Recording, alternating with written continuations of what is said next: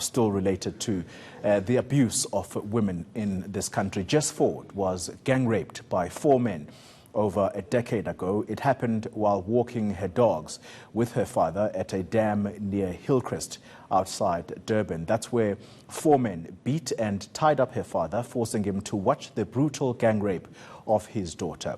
Now, South Africa is marking 16 days of activism against women and child abuse. Foord joins me from our Durban studios now to discuss this life-changing event. Jess, good morning to you, and thank you so much for giving us some of your time this morning. Talk to us about how this terrible ordeal changed your life. Hi there, thank you so much for having me. I think, if anything, it's made me stronger. It's given me insight to what's actually happening in this country, and it's actually given me a platform to be able to help people. Talk to me about your dad. I mean, how is he doing 10 years on? He's doing incredibly well. I think both of us have the same attitude. Maybe I get it from him, that we're not going to let something like that get us down. We're rather going to find a way that we can use it in a positive light. Yeah. So the perpetrators of this gruesome crime, the 3 of them, my understanding is that they were sentenced, they were given life sentences, while the one who was sort of watching for anybody who may come during the terrible ordeal, he was sentenced to 15 years. And my understanding is that he's going to be coming out in no less than 4 years. How does that make you feel?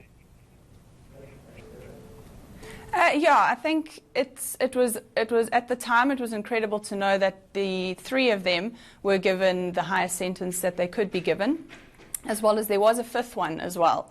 And he was a minor at the time, so he was given 9 years at a juvenile court.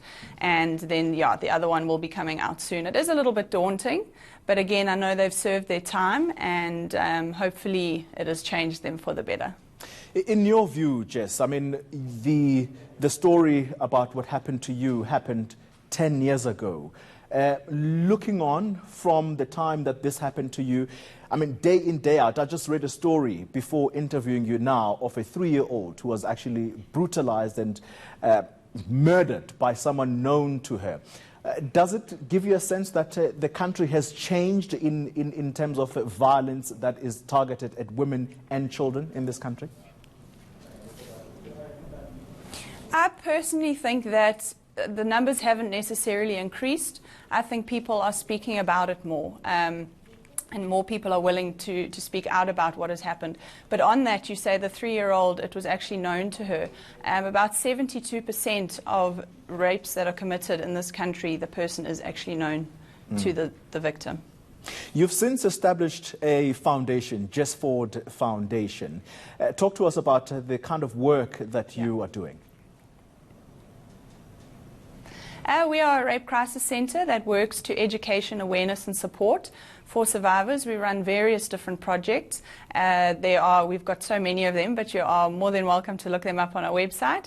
But just as an example, one of the projects that we run is our mentorship program, where we work with 40 young boys.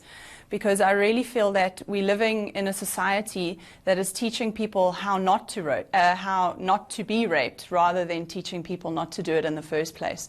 So that's a program we run with different mentors. We have 4 different mentors who run that project with us, and they empower these young boys and teach them the way forward.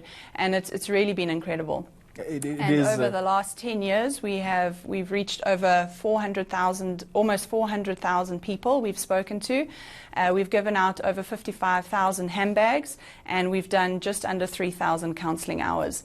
So we've been able to do quite a bit in the last 10 years, and it's really been a privilege to be a part of it. And the attitudes of these young men, do they understand what it is that they're being taught? Yes, definitely. What we do is we don't take the prefects and the head boys. We go into the school and we ask them for particular boys to point out particular boys that do have extreme leadership qualities but are maybe using them in the wrong way. So we take those boys and we teach them about bullying, we teach them about consent, we teach them about HIV, we teach them about, loving yourself. And we really empower these boys, and to see the boys from the start of this program to the end. It runs over probably about a 3-month period. We do different courses with them over those 3 months. And to see the boys from beginning to end, it's incredible to see that change. And I've always been one you've heard about these courses and things and you think, oh, but is it actually going to make a difference? And I personally have been there at the beginning, and I've personally been there at the end, and there is most definitely a change in these boys. Well, thank you very much, Jes Foord, for sharing your story with us, and all the best on the work that you and your foundation are doing. And please send our regards to your father. I will do. Thank you very much for having me. All right. Thank you very much, Jes Foord, who was gang raped some 10 years ago by 5 people, as you heard her mention.